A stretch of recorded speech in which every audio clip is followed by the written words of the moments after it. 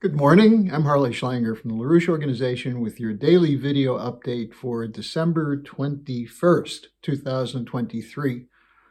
Today I'm going to be taking up the question of whether we are approaching the end of the dollar empire. Russian finance minister Siluanov is in China now for the Russia-China Financial Dialogue Forum.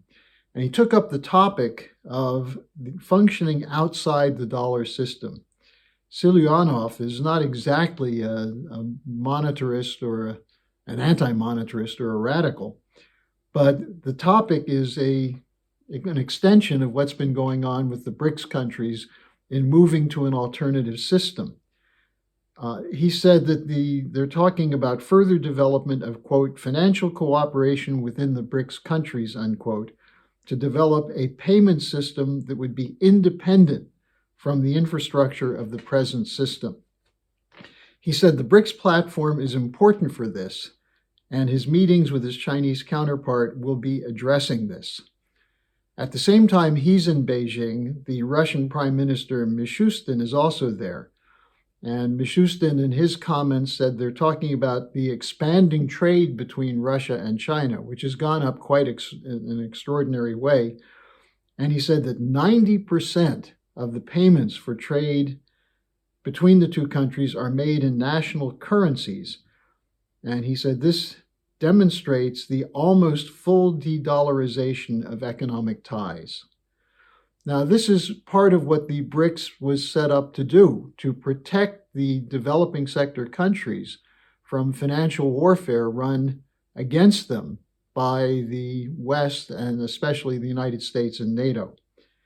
Now, in response to these developments, the pro-war Atlantic Council, an Anglo-American think tank, through its Geoeconomic Center, has set up a monitoring agency to track moves away from the dollar. They're declaring the rivals to the dollar, quote, have a limited ability to challenge the dollar in the immediate future, unquote. But they warn that the BRICS are moving to, quote, pose a long-term challenge to the dollar's hegemony, unquote, because of their growing share of gross domestic product. Now, they correctly note that the escalation of sanctions by the G7 countries since the Ukraine crisis, actually even before that, has caused motion to, quote, diversify away from dollars, unquote. Well, of course, financial warfare and theft of assets, which has been an essential policy of the G7 to impose their will, has caused countries to start questioning whether they should remain in the dollar system or risk losing everything. So in this report that's coming out from their monitoring agency, they target China, saying that the Chinese are at the center of the moves away from the dollar system, which is certainly also truthful. What they point to is that China is using swap lines with the BRICS countries to avoid having to deal with dollars, to do exchange into dollars for trade and settlement terms. And secondly, membership is growing in China's cross-border interbank payment system. Now, what the Atlantic Council doesn't acknowledge is that these measures are protection. They're being taken to protect these countries and their sovereignty from impingement on them by the Western banks, and that they were provoked by the financial warfare from the West, not by some desire to overturn the dollar and take control of the world economy. Now, what this shows is that the growth of the Chinese economy is seen as a threat to the neo-imperial order of the dollar system. Now, the problem is that this is a zero-sum game for the dollar system, that the idea is that if these other countries grow, it will be at the expense of the Western countries. And what it does show is that the so-called rules-based order is a unipolar order, which has no room for other countries to emerge as independent sovereign states. Now, the LaRouche organization has been pointing this out for many, many years, that the post-1971 dollar system was a casino economy system to benefit the wealthiest nations and, more importantly, the wealthiest corporations, that they use financial warfare and actual kinetic warfare against any nation which challenges the removal of sovereignty and the move toward a global central banking system. And this system has been used to prevent the emergence of a new development architecture based on the mutual development of nations through cooperation. So let's take a look for a moment at what is the Atlantic Council, which is putting out this report, because what you can see is that the Atlantic Council is a think tank funded by the military, financial, industrial complex. In 2021, it had over $40 million in donations. 22.6 million of this came from corporations. Individual donations of 9.3 million, government provided 6.89 million, and foundations 3.87 million. So in other words, the money came from those companies and agencies which support the Unipolar Order. Among the leading contributors, which gave more than $1 million that year, are the American Securities Foundation, Facebook, Goldman Sachs, the Rockefeller Foundation, and the United Kingdom Foreign and Commonwealth Office. $500,000 to $1 million came from Amazon, the Charles Koch Institute, the U.S. Department of Defense, the U.S. State Department, and Verizon.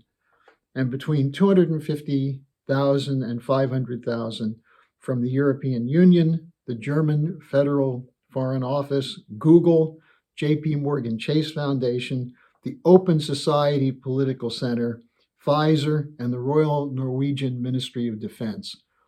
A who's who of governments and corporations involved in the military-industrial complex.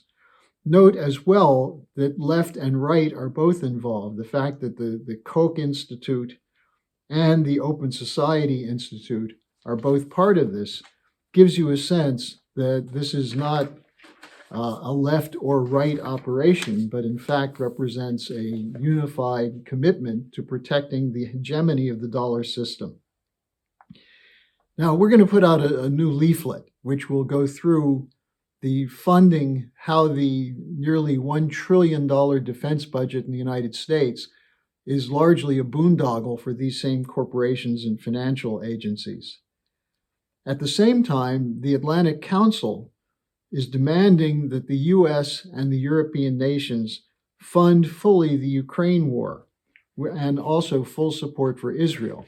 The Atlantic Council just posted an article on its website under the headline, "Support Ukraine Today or Fight Russia Tomorrow," which has the usual slanders against Putin, that he's preparing Russia for a permanent war, when in fact it's the US and NATO that's preparing for permanent war, that Putin has a commitment to a, quote, ideological showdown with the Western world, ignoring the fact that between 2008 and 2014, and then from 2014 to 2022, Putin was demanding, insisting that there be a discussion of mutual security, and it was rejected by the Western powers, the same Western powers that use the Atlantic Council to put out their marching orders. They conclude the article by saying that there should be no negotiations to end the Ukraine war because Putin, quote, cannot be bought off by territorial concessions at Ukraine's expense. That's what the Atlantic Council is fighting for. A permanent warfare against any nation which rejects the dictatorship of the Unipolar Order, which in turn is an order that is set up to fund or protect the corporations that are involved in a neo-imperial looting scandal worldwide, including against the people of their own nations. Now, the goal of these wars is not the defense of democracy, which the Atlantic Council says it is, nor the protection against terrorism. The proof for that is that countries like Ukraine are not a democracy.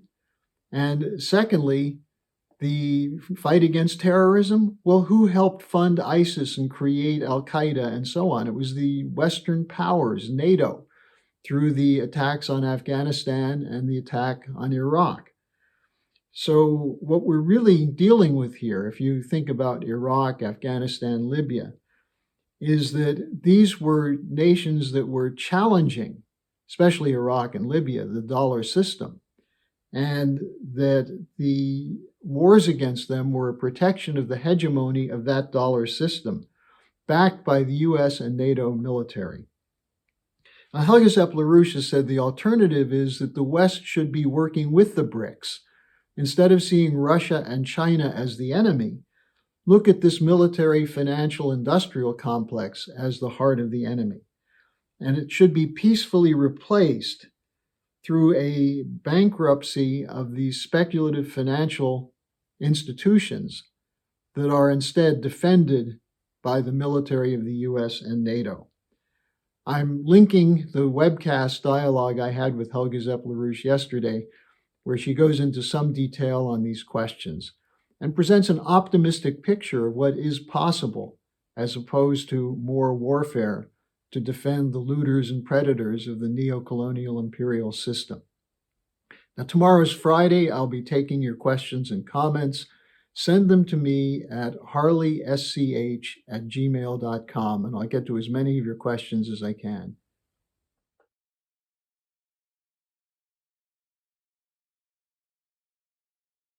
Hello, thanks for watching.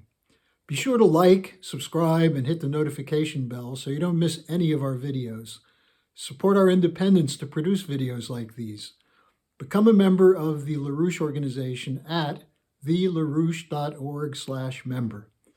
By becoming a member for $25 or more, you'll get special access to the EIR Alert Daily Briefing and Weekly Magazine, which is what I read to stay on top of things.